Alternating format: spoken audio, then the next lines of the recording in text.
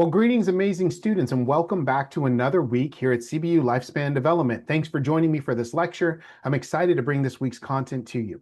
So for this week, we're going to be focusing on a couple of key areas regarding lifespan development. We're going to be discussing the videos that I assigned to you last week in Blackboard on those experiments, those classic experiments that were done in the field of psychology in the early days of experimentation, seeking to understand human behavior. We're going to be talking about lifespan in the ages and the ranks according to lifespan development, the categories of those, if you will. And what we're going to be doing is talking about the implications of what we learned from those experiments that were done so long ago for our everyday lives.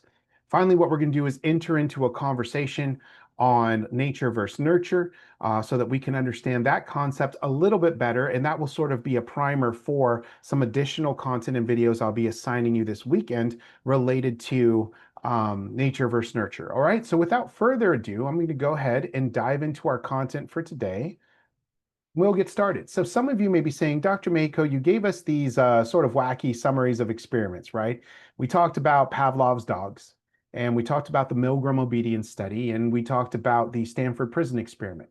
And some of you may be saying, those experiments, they happened so long ago. How could they ever have any sort of real implication for our lives nowadays? Why would we need to study those? What meaning could they have for us in today's times? Well, there's actually a lot. There's actually a lot.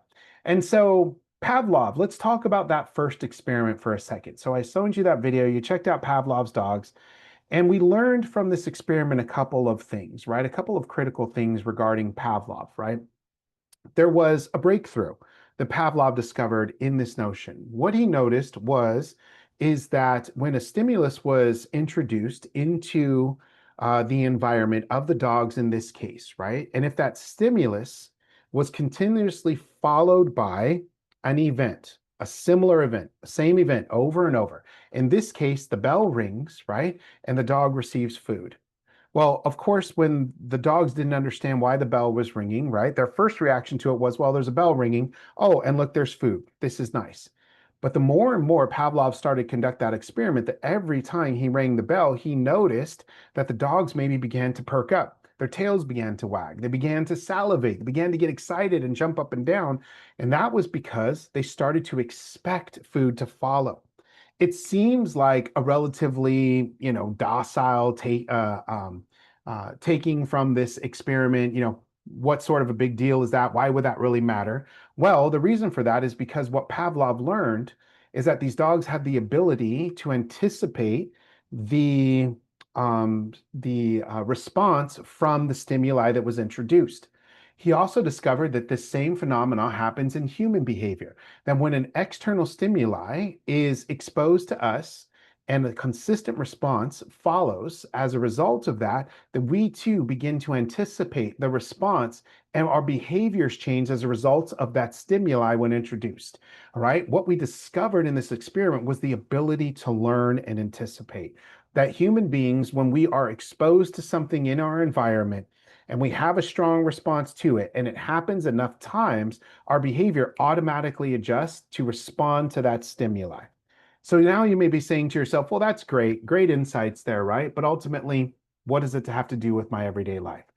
I would go on to say to you is that I believe you're exposed to Pavlov's experiment on multiple occasions throughout every day of your life without even realizing it. And where does that take place? Where do we see Pavlov's experiment still present in our lives every day? That would be in the realm of advertising, okay? Advertising. So some of you may not know this, but human beings are exposed to advertising, right, via multiple formats 24 hours a day. There's never a moment in our life when we can't pick up the phone, turn on the radio, turn on the television, right, dive into social media, that we are going to be met with ads. And so companies then have to ensure that their ads stand out. Right? If you're exposed to ads 24 hours a day, 7 days a week, they have to make sure their product remains at the top of your list on where to spend your money or where to visit, right? And so research tells us that back in the 1970s, we were exposed to about 500 ads a day. Today, that has grown tenfold. In fact, human beings are exposed to about 5,000 ads a day now as opposed to 1970, right? The average child is exposed to about 20,000 ads. These are 30-second TV commercial ads a year. Now, adults, think about the times that maybe you're on a streaming network, Hulu, Netflix, whatever the case is. The average adult ad, 2 million ads, all right, we are exposed to every day. Every year. Now, every year, there are 5.3 trillion ads displayed online. Think about that, from the banners, right, and the cookies that track your shopping and where to go and make suggestions for you. Think about when you open social media and all of the ads that occur there, right? 5.3 trillion ads online every year.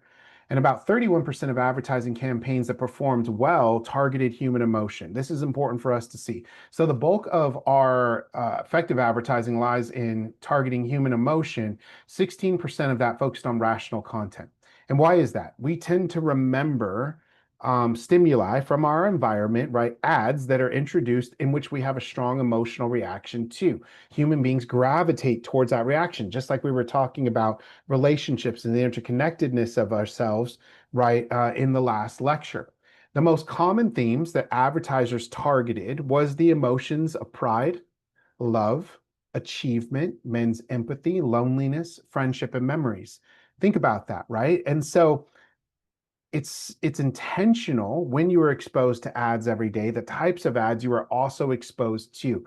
All of it is by design to get maximum potential reward, right, for spending all of that money on advertising.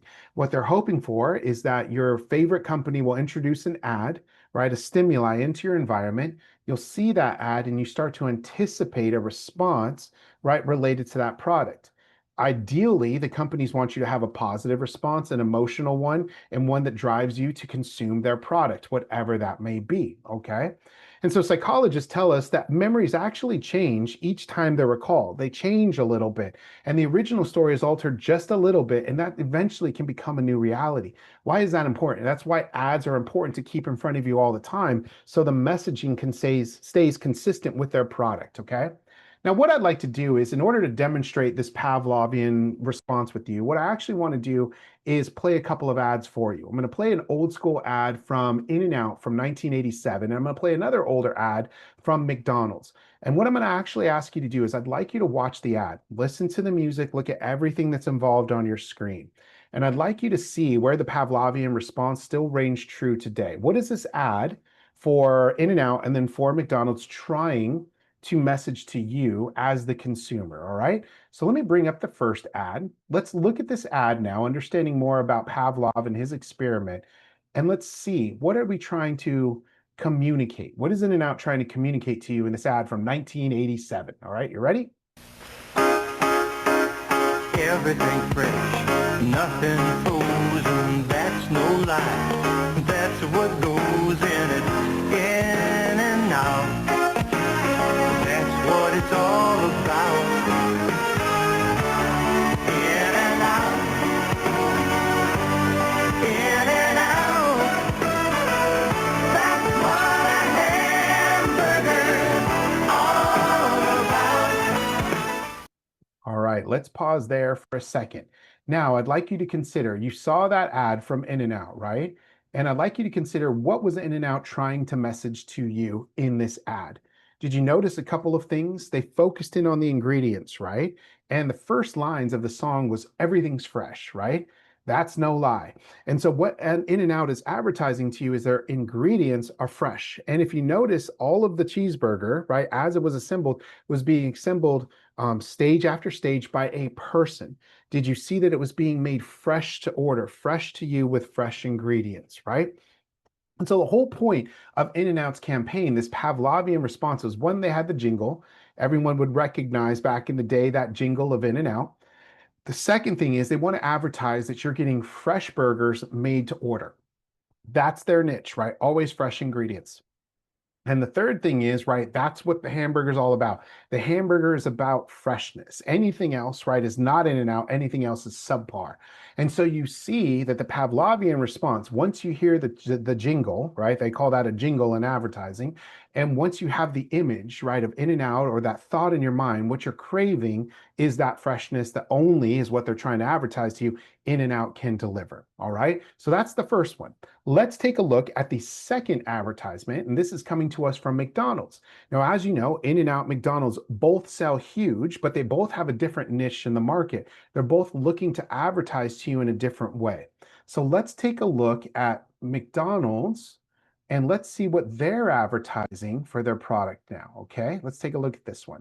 I'm loving it. Getting up early has its rewards, like the great taste of a McDonald's breakfast platter. Choose the delicious platter that fits your appetite at McDonald's in the morning.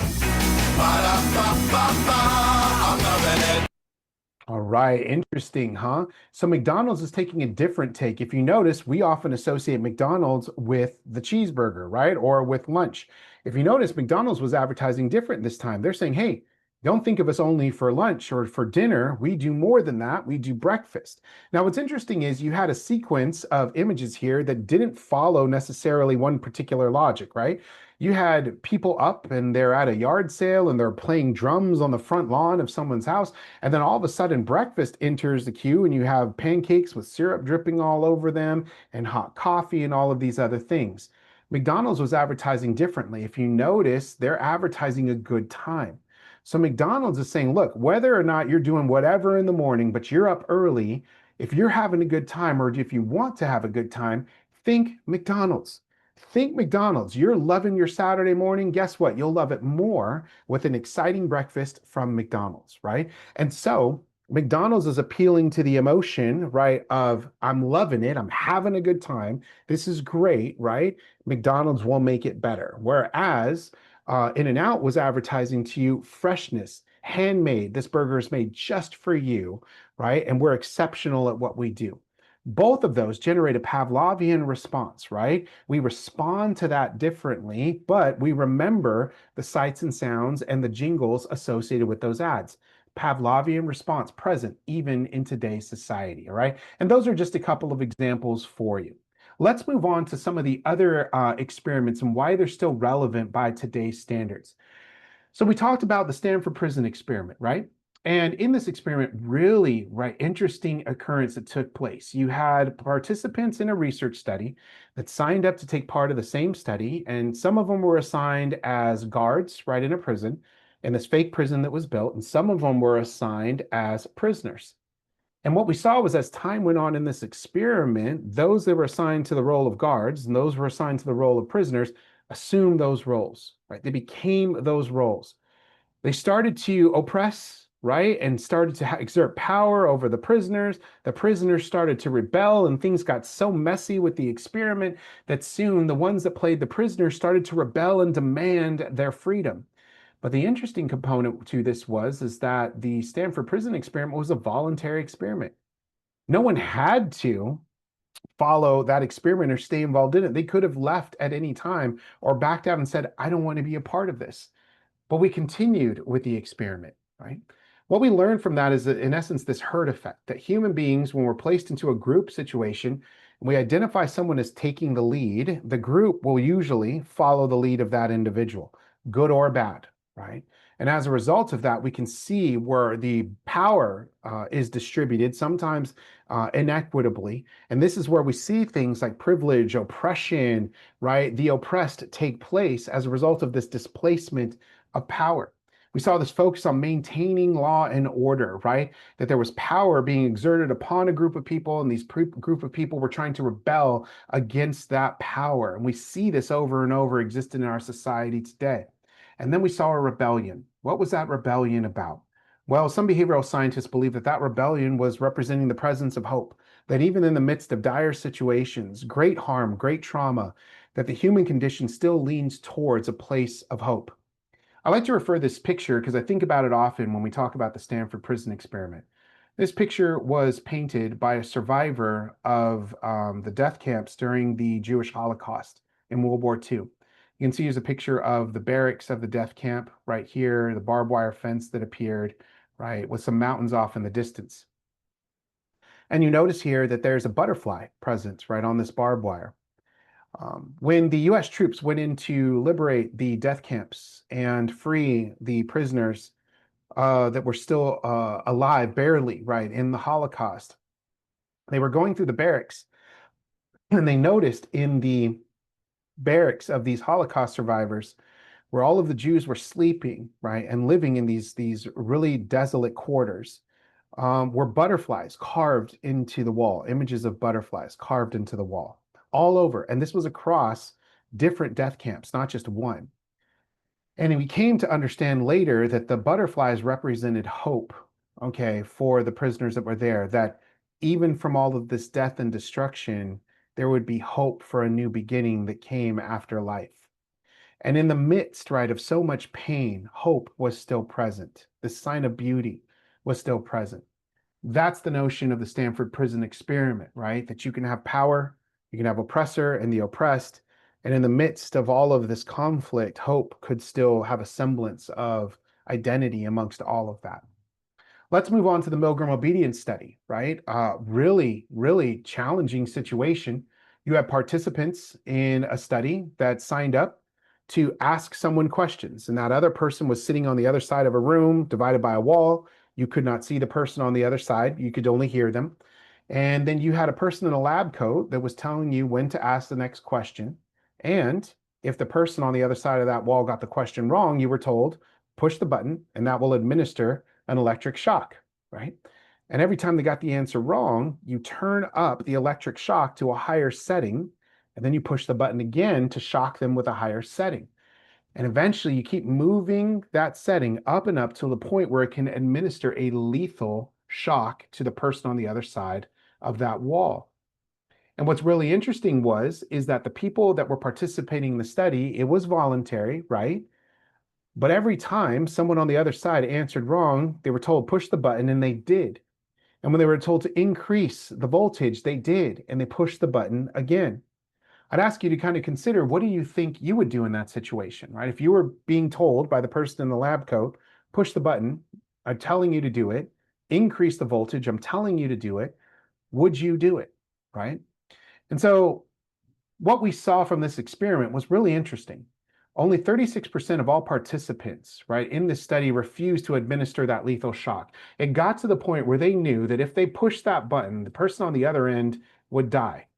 But only 36% said, I'm out. I'm not going to do it. This experiment isn't for me anymore. I'm stepping away. Rather, when you look at it, 64% then pushed the button, even knowing it was a lethal shock. You know, some behavioral scientists believe that this is, evidence that 64% of the general population is capable of committing murder for no other reason than I was just following orders, right? Look, I knew it could kill him, right? But at the end of the day, someone in an authoritative role was telling me to do this, right? And forcing me to do this, even though it was just through words. Where have we seen that, right, in our society? I'd like to give you a really practical example of that in a powerful way of where we've seen both the Stanford Prison Experiment and the Milgram Obedience Study. Remember when I gave you the example of World War II? I'd like to stay with that in reference to Milgram Obedience Study, right? This is a picture of Berlin, Germany in 1933 as Hitler was taking power and the Nazi Party in Germany. And it was not uncommon for Hitler to host large gatherings of military presence and parades through the streets to advertise his power, right? And it was not uncommon for everyone to make this the center point, right, of their time. If they were in Berlin, this is what you did. You went to this parade. And if you notice, it's not just the parade in and of itself that was helping to demonstrate this power of authority, right, that Hitler was going for. I'd like for you to take a moment to look at the visual that was created by this parade. Look at the flags flying in the air. Look at all the uniformness of the troops, of the uniforms. Look at the uniformness of those soldiers saluting all of these other Nazi soldiers here, right? The uniforms and the badges on the side with the National Socialist Labor Party of Germany at the time here, right? And you can see that this communicates power. This communicates presence. This communicates authority. And a lot of what Hitler did in that time was to communicate power and authority so that people would follow. There are some estimates by historians that only 1% of the Jewish population actually participated in murdering, right, 6 million Jews. But that 1% in the trials that were held subsequent of World War II, after the war had ended, were told, when they were asked, why did you commit the murders, right? Why did you kill innocent Jews in this process? They said, I was following orders. I was told to do this, right? And so an example, very powerful, of this notion of authority, oppressor, and the oppressed playing out, right, from the Milgram obedience study. I want to show you something else that can happen, right, when we talk about this notion of the Milgram obedience study, as well as the notion of power and oppressor and oppressed, right, and the notion of herd mentality. If you see, this is actually a famous picture, all right, that was taken on June 13th in Germany in 1936, just as Hitler was coming to power. And this was actually a picture at a shipping dock. So this was a dock, a dry dock here, and off to the left on the side of the screen that you can't see would have been a ship, okay, a big warship that was being commissioned and sent out. And there was a podium over here, and Hitler was commissioning this warship. So he was doing this big presentation, kind of glorifying Germany and all of the process here of releasing this warship. And he made it mandatory that if you were near the docks that time, you showed up for this event and you saluted, right, to your country on this quest to release this warship. So you notice this massive crowd of people gathering, and you notice everyone saluting Hitler over here, who was off to the left. You notice everyone is saluting with the exception of one person. Let me draw your attention. Follow my cursor to here. You see this man here? Look at his arms folded. Look at the expression on his face. He is not having a good time, is he? He looks upset by what is going on. This man's name is August Landmesser. August Landmesser.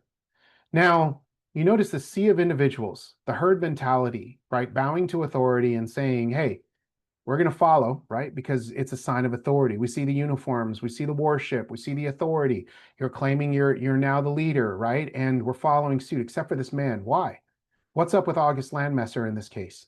Well, August Landmesser was a German who fell in love with a Jewish woman. And in that time, during World War II, in the beginning of World War II and the rise of Hitler to power, he made it illegal for Jews and Germans to marry, right? He didn't want the two mixing.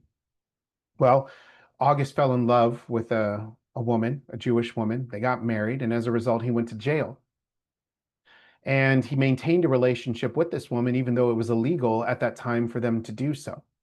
Later on, August Landmesser was drafted into the German military, sent to the front lines, and we never heard from him again. And we also never heard from his wife. We believe his wife was later sent to a death camp and murdered there during the Holocaust, and we believe that August may have died in the front lines in the war. This is a perfect example of both the Milgram obedience study and the Stanford prison experiment, right? That at any point, where do we decide to draw the line between oppressor and oppressed, between power over and power below, right? Where do we begin to think for ourselves to say, I'm not buying into the experiment anymore? I'm not going to follow the herd mentality because the herd mentality is unjust, right? I like to remind us that we see real examples of these historical experiments that took place so many years ago, and they still have a relevance for our everyday lives. The same conflict, the same power, the same oppression is happening just in different countries at times or with different groups of people around the world.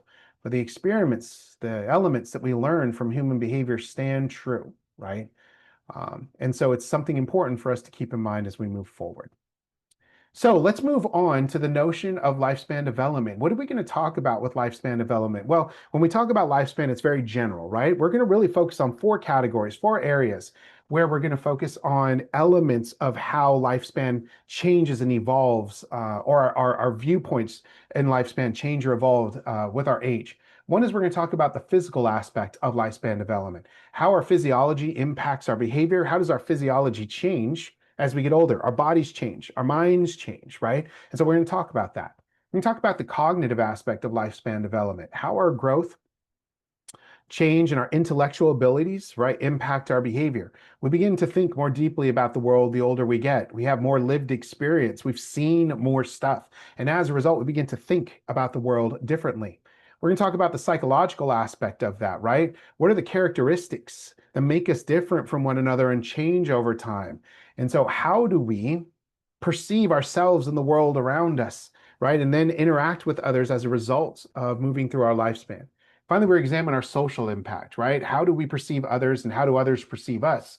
And in this notion of living our lives, the older we get, how do we interact and treat people differently based across our movement through the lifespan? So we're going to examine these 4 areas of lifespan development as we move through this semester. Now, when I talk about lifespan development, what I'm talking about is the notion of conception to death, okay? And so when we talk about lifespan development, we're going to discuss in this class the notion of infancy and conception. We're going to move all the way and talk about death and dying and grief and loss, okay? But it's important to understand that in the concept of lifespan development, we actually break that up into different categories. So, we have, like, for example, the prenatal period here from conception to birth. Infancy, in according to lifespan development, is those ages from birth to about 3 years old.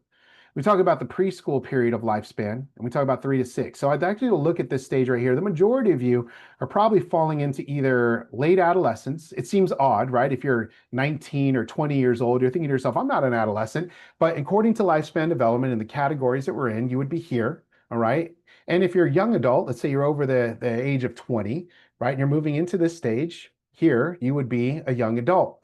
And then we move into middle adulthood from 40 to 60. So what's interesting is when I first started teaching this class many, many moons ago, when I was much younger and no gray in my beard, right? I was actually teaching this class and we were both in the same age range, developmental range of lifespan together. Isn't that so odd to think that a 20-year-old is being taught by a 40-year-old? Look at the vastness, the experience, right? And how different our lives are at this point in time, what we've seen, what we've learned, what we're going through. And yet we're still in the same stage of development in our lifespan. Interesting, right? Now, obviously, as I continue to age, I'm here in middle adulthood for now, for a little while at least. And then I'm teaching you young adults, right? So isn't that interesting to kind of think of it in that way? So I'd like to move into this conversation on nature versus nurture. So one of the things that we discuss in nature versus nurture is that every human being that we learn has a pattern of behavior. It actually doesn't matter, like, in terms of what we've gone through in life or what we're headed to or the obstacles we've overcome, that human beings have a cycle of behavior that is the same, consistent upon everyone, okay? And so take, for example, Calvin here. Let's use Calvin as our example. Human beings start in a baseline behavior, all right? So when human beings are calm, there's nothing going on, right? There's no stressors, there's no one trying to harm us. We're not worried about our safety or security. We're in baseline. This is us just chilling, right? What happens is something may be introduced, a stimuli, right, into our environment, which triggers us. Something happens, all right, in our life, in that moment that's introduced that makes us say, not comfortable with that. Maybe my safety or security is in jeopardy. If that trigger persists and it continues to escalate, right, it gets more serious, we move into an escalation phase. This is where our behavior starts to change. We start to examine our environment and say, now, hold on now, if I'm not safe, do I need to start backing up? Do I need to start stepping away? Do I need to start looking for an exit, a place to move away to safety? And if the escalation continues, meaning the threat is still present, we may find ourselves in crisis mode, right? Crisis mode is that we are doing what we need to survive in that moment. We're running or fighting or fleeing or freezing, but we're trying to overtly get rid of the situation, find ourselves out of harm's way and come to a place of safety. Once we've done that, we move back into de-escalation. We begin to calm down, and then over a period of time, we return to baseline, okay? Think about this for you. This is important, and the reason you want to know this is what triggers you. What gets you upset, and what if the behavior, if it gets you upset, were to continue, could lead you into escalation or crisis, where now you are behaving differently as a result of that external stimuli. I'll give you a personal example. I told you that I worked in group homes with kiddos, right, who were at times living away from their families because of severe abuse and neglect. And one of the things that was sometimes present in those homes with those kiddos who had experienced extraordinary trauma in their lives was that the kiddos at times could be verbally or physically aggressive. They could call you names, curse at you, and then they may try to hit you, kick you, punch you, whatever the case is. Oddly enough, the verbal insults didn't bother me, and even being swung at or attempted to be hit didn't bother me either. But something that I learned about myself in that environment that triggered me was being spit on, right? If someone spit on me, the hairs on my back of my head would go up, right? I could feel my breathing getting rapid. I could feel my fists clenching. And I realized for myself that if I was spit on, for me, it was a deep, deep feeling of disrespect, of negating the dignity of who I am. I felt like I was being treated kind of like an animal, right? And so I realized that that triggered me very much, right? And if I didn't take care of that, if I didn't acknowledge that, if I didn't tell myself, hey, you're being triggered, right? You're taking this personally. I could easily move into escalation or crisis. The reason this is important for you to know as a practitioner in the helping professions, as a nurse or a speech pathologist, there's going to be times where your clients come in and they're not in baseline behavior. They're coming into the ER and they are triggered because maybe they're not feeling well. They're scared about seeing a doctor. They're scared of needles. They're scared they may have a diagnosis, the same diagnosis that maybe their parent died of, right, when they were a kid, and they're already triggered. How you treat them could easily push them into escalation or crisis. If we're not responsive, empathetic to their needs, right, as the nurse, as the speech pathologist, to honoring the feelings that they're having when they step in front of you, we could easily push them into this realm of crisis where they're yelling and they're screaming at you, if they become assaultive or whatever the case is. And so we want to be aware of our own behavioral cycle, all right, and how we've been wired. Because it turns out, I mean, the reason I was triggered by spitting was no other reason that that was nature for me. That's how I was wired. I didn't actively think of that. I didn't even know it about myself until I first faced those kind of challenges. But it turns out, from a nature standpoint, that's how I was wired, right? And I was wired to respond to aggression with aggression. And so I had to work on that for myself, right? If I was going to work with people. And so you want to be aware of that for yourself as well, all right? Let's move past these here. All right. So along those lines, when you're triggered, when you're moving into escalation, when you're in crisis mode, there are some behaviors that surface, all right, physical symptoms that tell us we're in that mode. Feelings may occur like anger, fear, anxiety, or depression, but you may also experience physical symptoms like sweaty palms, hairs raised on the back of your head, this warm, flush sensation in your face. Maybe some of your face turns red, right, when you're upset. Short, shallow, heavy breathing, clenched fists, frowning or scowling, like looking upset. Some people may develop tunnel vision where they can only see immediately what's in front of them. Some individuals may develop this rapid heartbeat, or they may become hyper vigilant, right? Looking everywhere for threats so they know how to respond, and shorten reaction times. What's interesting is this is common for all human beings. All of these things serve a function for our behavior. So the sweaty palms or the increased heart rate, right? That's preparing us to potentially run or engage in conflict. Blood is moving to your muscles more quickly so that you're more limber and able to respond, right? The frowning or scowling is signaling to the threat, hey, I'm not happy. I'm not okay with this. I'm escalated or I'm in crisis mode, right? The notion of hypervigilance is trying to identify a threat from a different direction. So all of these responses are physiological responses that we've been hardwired to, that are triggered by our environment. Stimuli, response, just like Pavlovian, right? Stimuli, response. Okay, so I wanted to share that with you. What's important is that as behavioral scientists in the field of psychology, we look at behavior a little bit differently, right? Behavior is designed by observable activity, or I'm sorry, defined by observable activity in a human or animal. It just means the things that we do that other people can see, right? Behavior is also defined as the aggregate of responses to internal and external stimuli, right? So basically, what do we do when we are stimulated, dare say triggered in some circumstances, either internally with our own thoughts or emotions, or externally at the hands of others? But as behavioral scientists in the field of psychology, we also examine behavior a little differently, okay?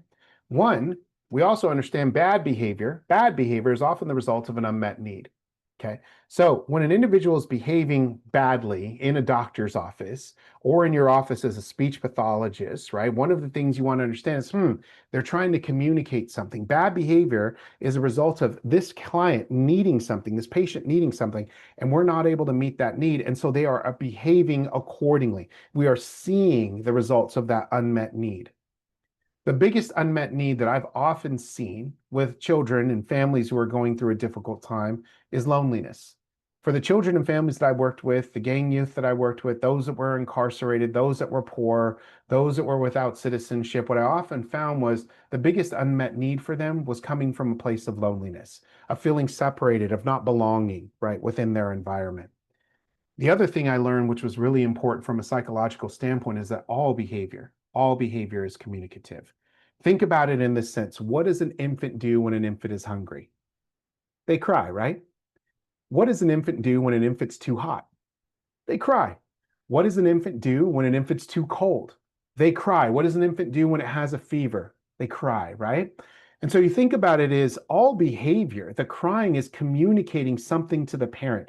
I'm uncomfortable, or I'm hurt, or I'm not feeling well, right? Whatever the case is. The only difference between the infant and the adult is that the infant hasn't gathered the ability to vocalize, to express their behavior or their discomfort through words. And so they're behaving, they're trying to communicate something to us through their actions. If you can look at the behavior of your patients in a hospital setting or through speech pathology in a way of saying they're trying to communicate something, then you don't take it so personal. When someone is yelling, it may be coming from a place where they're trying to communicate, I'm scared for my diagnosis. I don't understand what this test is going to tell us. I don't feel well. I'm hurting. And if you can look at their behavior as saying, okay, this isn't about me. It's about their feeling. It's about their unmet need. They're trying to communicate something to me, but they're having a hard time articulating it. We can start to examine the behavior more objectively, and we don't have to start to feel as worked up and take it as personal. That allows us to be the best person that we can be, professional that we can be, when we respond to the needs of others. Okay. So we're in the tail end of our lesson here, and what I'm going to do is talk a little bit about nature versus nurture. Now, when I talk about nature versus nurture, this is really a primer. You're going to have a couple of videos to watch over the course of this weekend. I'm going to explain some to you, but I want you to see a little bit about what we mean when we talk about nature versus nurture. So when we talk about nature versus nurture, we're going to talk about like really the intricacies of this belief of, are we hardwired, right, to behave a certain way, to see the world a certain way?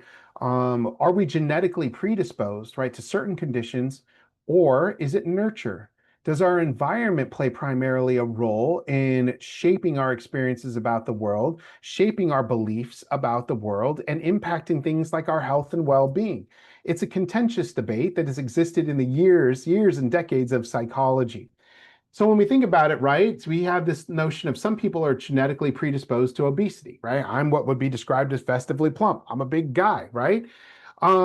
If I'm disposed to obesity, why would I bother exercising or dieting at all? Why is it possible then for individuals who are large to also end up losing hundreds of pounds, right? When they diet and exercise? Where does nature and nurture come into this? Some people will think, like, if you got straight A's, were you predisposed genetically to having, straight A's? Were you just born brilliant, or did you just have amazing teachers? Did your brilliance come from the fact you were born that way, or were you surrounded by great schools and great teachers and great tutors along the way? Nature versus nurture. Are all relationships about looks? No, we look that the older that we get, right?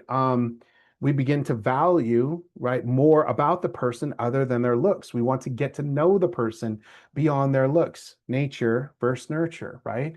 Cigarette smoking, it's proven to cause cancer, right? But why is it that some people may smoke and never develop lung cancer? And furthermore, why is it that some healthy individuals never smoked a day in their life die, right, of lung cancer? Think about that, right, for a second. If you take these topics and we ask these questions about nature versus nurture, which one is it? We find that the debated topics, things like intelligence, personality, gender identity, and sexual orientation, and even substance dependency, right, are difficult. It's difficult to try to understand if this is all nature or all nurture, or which one takes the lead, right, in shaping our beliefs, our destiny, our health, right, our worldviews. So nature versus nurture is going to be an ongoing conversation that I'm going to refer to throughout our lectures over the course of this semester. Where does nature come in? Where does nurture come in? Where do they come together, right? So What do you think? Are we a product of our genes, which would be nature? Or are we a product of our environment? Interesting, right? I would go on to say we're actually a little bit of both. We're actually a little bit of both. In fact, we used to think way back in the day that it was all one or the other. It was all nature, or maybe it was all nurture.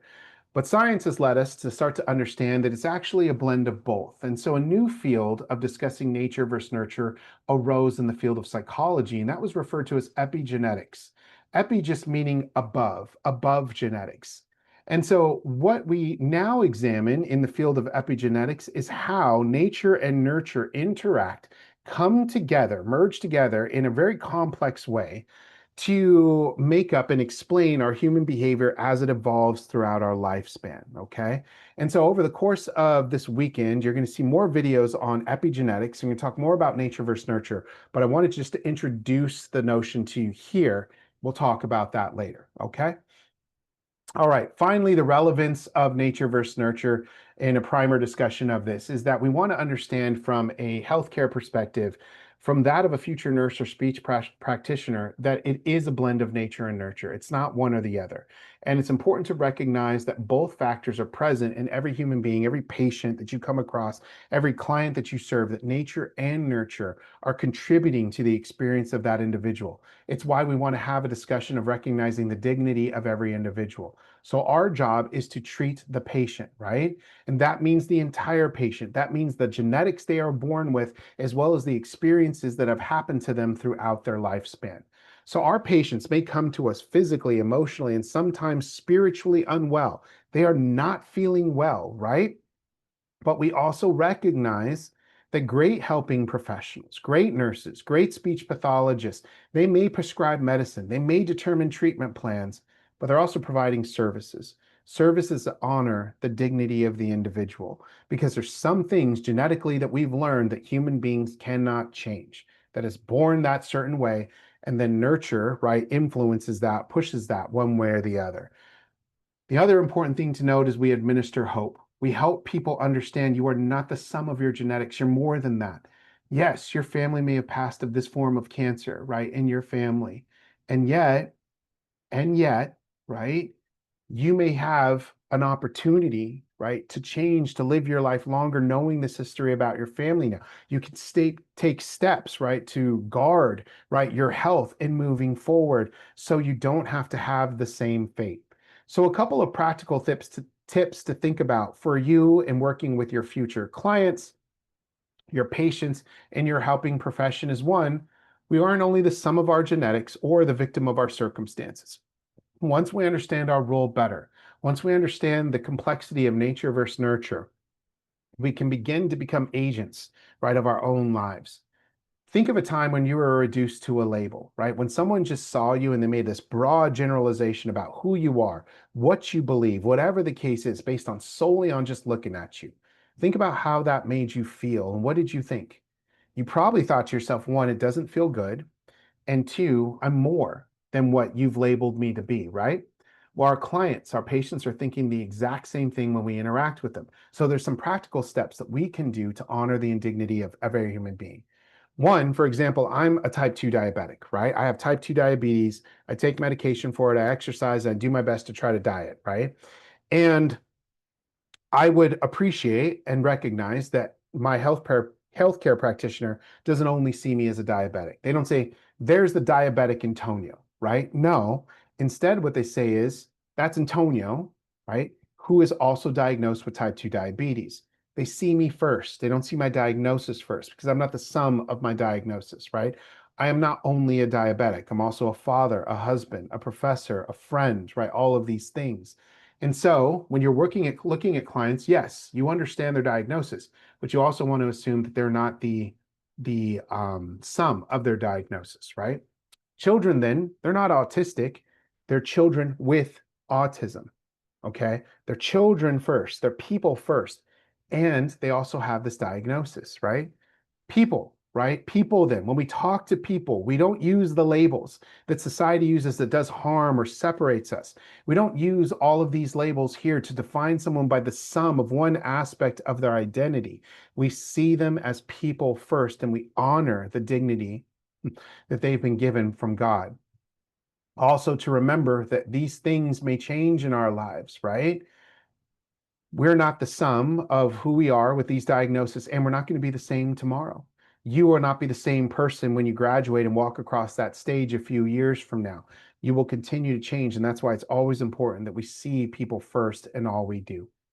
So finally, one thing we're going to talk about with the aging adult interview then is that these individuals who are interviewing who are 65 and older are not the same on the day you meet them than they were when they were 20. They're not the same they were when they were 10. And the reason why I assigned the adult aging interview is for you to kind of get an example, a taste, all right, from one person's perspective of how their lives have changed, how they have changed throughout their lifespan. The more you can start to see the individual you're interviewing as a person, right, and not an assignment, the more you'll take from that experience, okay? So that's all I have for you today. Today, we're going to go into our centering exercise. And as a reminder, remember, centering is the Christian form of meditation. We're just going to sit in the presence of God for just 2 minutes. And then what we're going to do is just ask God, right, to kind of speak to us in those 2 minutes with a scripture verse that's guiding our thoughts and our devotion. And I'm going to draw from our scripture from Matthew chapter 18 today, where he says, "And he said, truly I say to you, unless you turn and become like children, you will never enter into the kingdom of heaven." And our word today is going to be humility. Why was Jesus asking us to become like children? What do children possess? Children possess an excitement for the world around them. They live in the present, right? Children wake up every day and there's a freshness to their worldview of seeing everyone and giving them a chance, right, to give them their best. They don't hold on to grudges very long. It's not until they've lived through their lifespan long enough to be disappointed several times that they start to doubt, right, the world around them. It's children that have a humility, right, for others, children who accept others in their hearts. And Jesus was asking us in these moments, humble ourselves. Even though you're getting this great degree, this RN degree or speech pathology, and all of this, you're still a child of God, right? And you're asking to recognize that other person as a child of God. And so this is what we're going to center on for today. So let's go ahead and put our hands and feet in a nice comfortable position. Let's go ahead and take that nice deep breath. And as we take that nice deep breath in, go ahead and close your eyes and exhale. Keep those eyes closed. And as you breathe in again, think about anything that you're worried about, anxious for in your future. And as you exhale, give that out to God. Give those worries and concerns to God, and inhale one more time. And draw into the fact that God's present with you in this moment, in this room with you, right? God is present to you, speaking to you, saying, truly I say to you, unless you turn and become like children, you'll never enter into the kingdom of heaven. Take one more exhale, and let's just sit quietly with God, thinking about the scripture for just a couple of minutes.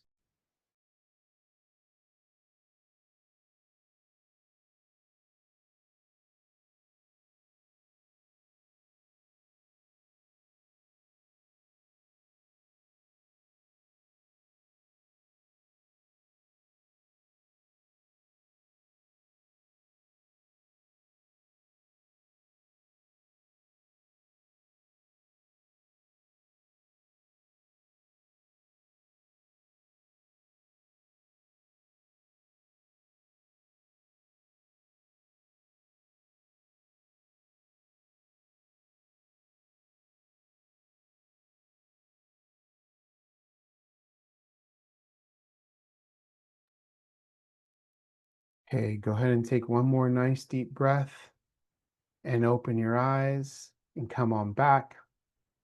All right, folks.